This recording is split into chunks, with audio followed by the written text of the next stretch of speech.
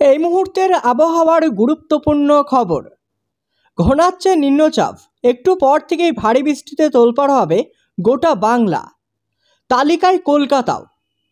তো এই নিম্নচাপের প্রভাবে কোন কোন জেলায় ভারী বৃষ্টিপাতের সম্ভাবনা রয়েছে, আর কোন কোন জেলায় হালকা থেকে মাঝারি, আবার কোথায় বৃষ্টির সম্ভাবনা নেই, এবং কোন কোন জেলায় ঝড় এবং বজ্রপাতের সম্ভাবনা রয়েছে, কি জানাচ্ছে আবহাওয়া দপ্তর এবং বিশেষজ্ঞরা, স্যাটেলাইট থেকে কি আপডেট আসছে, তো আবহাওয়ার সবই বিস্তারিত খবর জানিয়ে দেবো আজকের এই ভিডিওতে। ভিডিওটি অবশ্যই সম্পূর্ণ দেখবেন। ভিডিওটি ভালো লাগলে লাইক করবেন। আর আপনি এই ভিডিওটি কোন জেলা থেকে দেখছেন, এই মুহূর্তে সেখানকার আবহাওয়ার পরিস্থিতি কেমন রয়েছে, বিস্তারিত কমেন্ট বক্সে কমেন্ট করে জানাবেন। আর এমনই প্রতিদিন আবহাওয়ার আপডেট পাওয়ার জন্য চ্যানেলটিকে সাবস্ক্রাইব করে চ্যানেলের সঙ্গে থাকবেন। তো চলুন এবার এক নজরে দেখে নেওয়া যাক।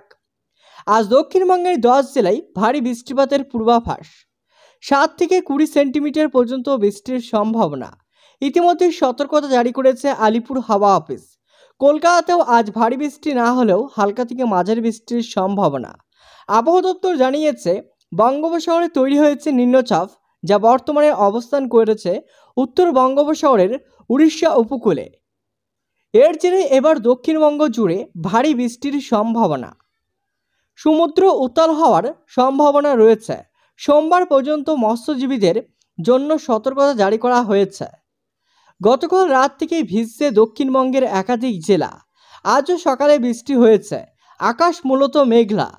হাওয়া অফিস জানিয়েছে, আজ 2 চব্বিশ পরগনা, পূর্ব মেদিনীপুর, পশ্চিম মেদিনীপুর, ঝাড়গ্রাম, পুরুলিয়া, বাঁকুড়া, পূর্ব বর্ধমান, পশ্চিম বর্ধমান, বীরভূমের কিছু জায়গায় আজ এবং আগামীকাল অর্থাৎ শনিবার রবিবার বিক্ষিপ্তভাবে ভারী বৃষ্টিপাতের সম্ভাবনা রয়েছে।